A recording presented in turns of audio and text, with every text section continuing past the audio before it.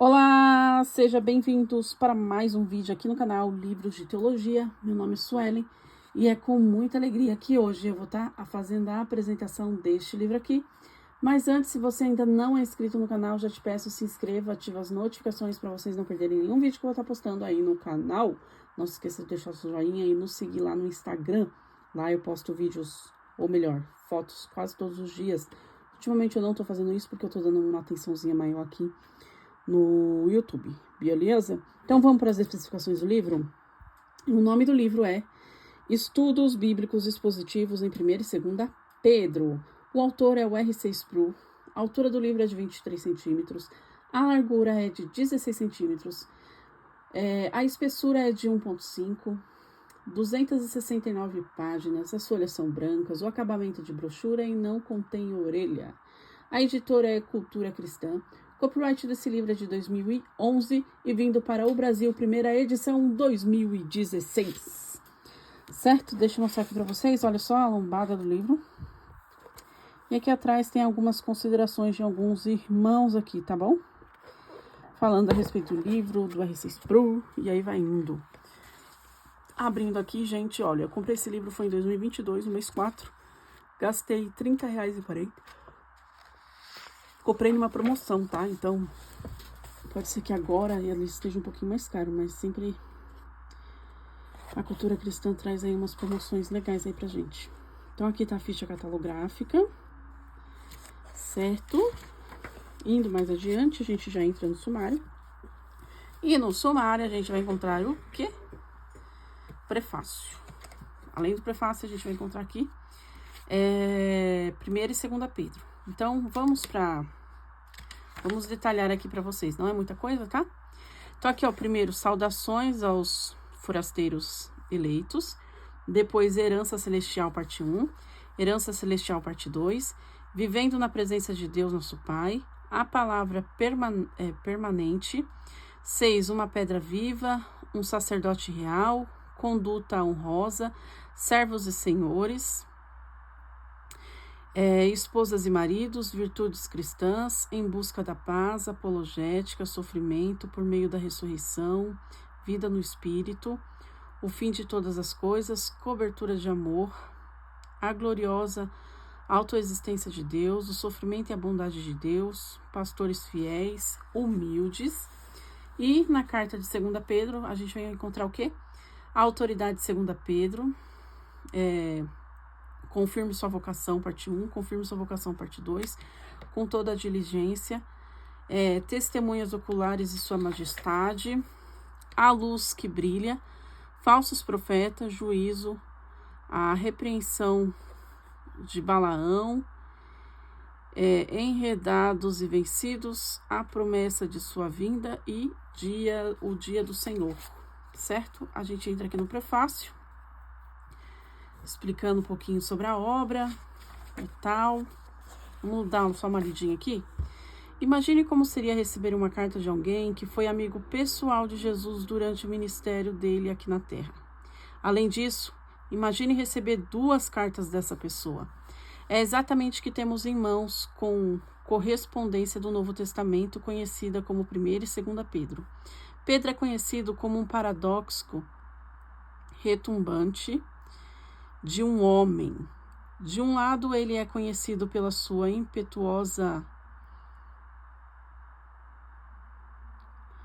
impetuosidade, por ter vacilado entre fé e dúvida, e pela sua traição na negação pública de Jesus, no momento de maior perigo da vida de Jesus. De outro, ele é conhecido pela sua magnífica confissão de fé em Cesareia de Filipos, em que declarou sem hesitação sua confiança de que Jesus Cristo é Filho do Deus vivo. Ele é também conhecido pelos seus atos heróicos de sacrifício e de sofrimento em nome da fé depois da ascensão de Jesus, tendo chegado ao ponto de sofrer o martírio em Roma.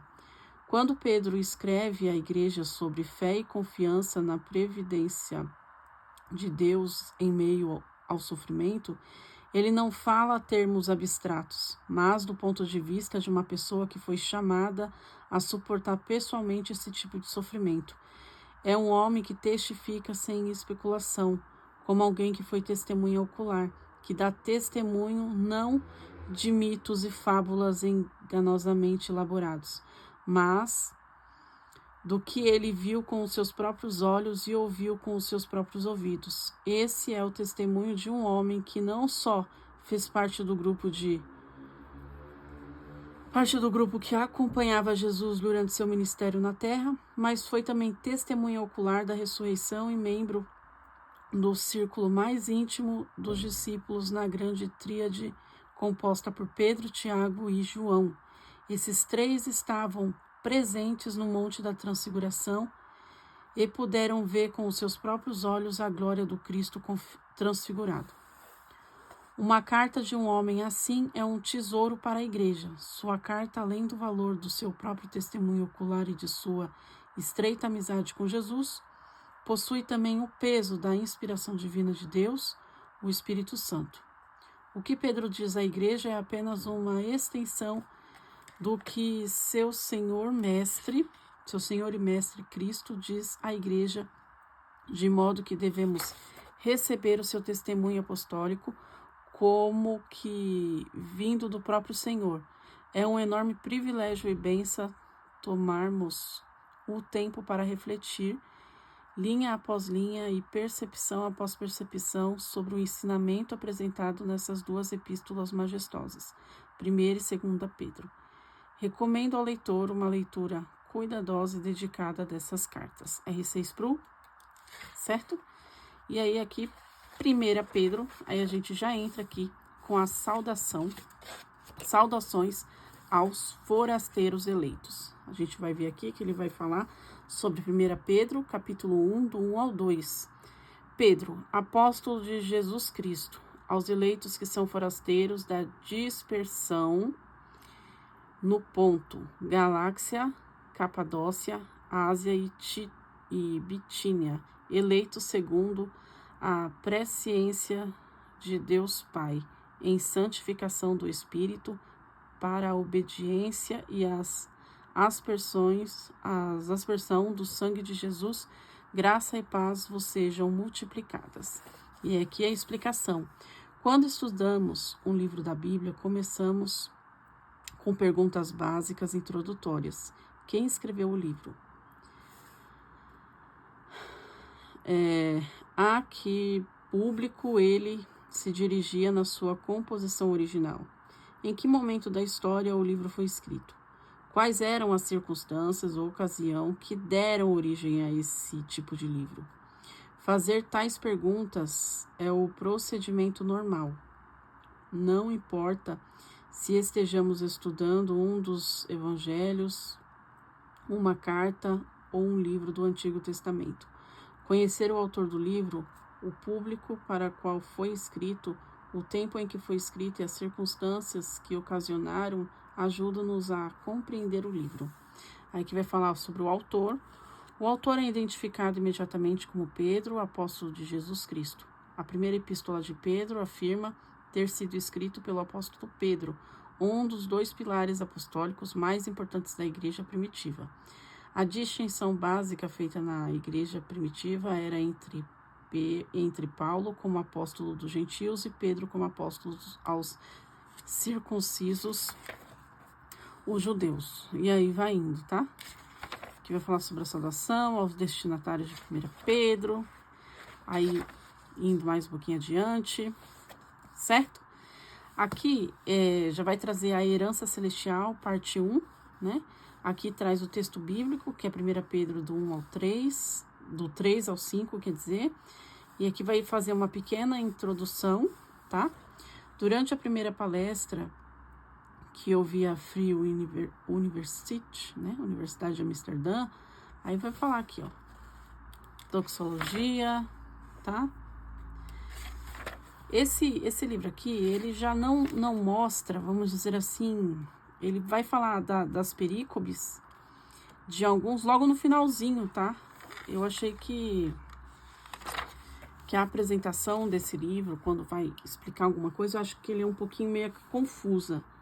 Mas, né, para quem tá acostumado, um exemplo, eu que tô acostumada a ler o livro do do Hernandes Dias Lopes, a montagem de como eles montaram esse livro é um pouquinho diferente do pastor lá, né? Hernandes Dias Lopes, tá? Então, só trouxe mesmo para vocês terem uma ideia de como é dentro do livro, tá? Olha só. Vivendo na Palavra de Deus, nosso Pai, o texto bíblico e a explicação. Como já ressaltei muitas vezes, a palavra ora ou. Como, nesse caso, a expressão por isso sinaliza uma conclusão prestes a ser alcançada, baseado numa premissa ou num argumento anterior. O por isso que inicia essa passagem nos apresenta a conclusão que Pedro desdobra na sua explicação da nossa salvação, que inclui uma herança preciosa reservada no céu para nós, como filhos adotivos de Deus. A luz da salvação maravilhosa foi preparada para nós, chegamos à conclusão que deve ser tirada dela. E aí mostra aqui, olha só, fé ponderada, por isso, cingindo o vosso entendimento, sejam sóbrios e esperai inteiramente na graça que vos está sendo trazida na revelação de Jesus Cristo. Aí aqui vai comentar o versículo 13, tá? Para as pessoas do século I, um chamado para cingir-se não costumava envolver uma atividade ou um processo mental. A metáfora é baseada nas roupas que as pessoas do século I costumavam usar. Tanto homens como mulheres tendiam a vestir longas túnicas esvoaçantes. Até mesmo os soldados costumavam usar esse tipo de vestimenta. Mas quando chegava a hora de ir à batalha, as longas túnicas impediam os soldados de movimentarem com agilidade, de modo que cingiam as suas roupas no quadril. Eles as levantavam sobre os joelhos e as prendiam com um cinto, o que libertava as suas pernas para correrem para a batalha. Pedro usa essa metáfora simples para desafiar os seus leitores a prepararem a mente para reflexões profundas. Estamos vivendo em um período da história da igreja que pode ser classificado como irracional. Estamos num período anti-intelectual da história cristã, não anticientífica ou antitecnológica, nem mesmo anti-educacional, mas antirracional. Quando dava aulas no seminário, eu costumava perguntar a um aluno o que ele pensava sobre determinada proposição. Às vezes, o estudante respondia: sinto que essa afirmação é incorreta. Eu o interrompia e dizia: eu não perguntei como você se sente. Não estou perguntando pela sua reação emocional. Quero saber o que você pensa a respeito disso. Pensar é uma atividade da mente e repetidas vezes as escrituras incluem os cristãos a não deixar a mente no estacionamento quando entrarem na igreja, mas a despertar a mente para que possam pensar clara e profundamente sobre as coisas de Deus. Algumas pessoas afirmam que Deus não se importa com a mente, mas apenas com o coração, e que uma ênfase na mente leva apenas ao racionalismo, e daí ao modernismo, ao pós-modernismo e a todo o restante que se opõe ao cristianismo bíblico. É verdade que o que você pensa jamais o levará ao reino de Deus, e se isso não alcançar o seu coração, mas fomos criados por Deus de tal modo que o caminho para o coração passa pela mente. Não podemos amar com paixão aquilo sobre o que nada sabemos. O livro que contém a revelação sagrada do Deus Todo-Poderoso, a sua palavra, dirigiu-se em primeiro lugar à nossa mente. Portanto, quanto mais compreendermos a verdade de Deus, mais seremos dominados por ela no nosso coração, bem como transformados por ela. Certo, meus queridos? Então, esta daqui é mais uma apresentação. Olha só, Lembrando, todos esses livros futuramente vai ter a parte 1, parte 2, parte 3, parte 4, certo? Indo mais pro finalzinho, olha só, a gente já não tem muita coisa, já é o final mesmo, já acaba, não tem mais nada pra mostrar pra vocês. Tá bom, meus queridos? Então, este é mais um review, eu espero muito que vocês tenham gostado desse review. Não se esqueça de se inscrever no canal, ativar as notificações para vocês não perderem nenhum livro que eu vou estar postando aí no canal. Tá certo, meus queridos? Então, Deus abençoe a todos e tchau!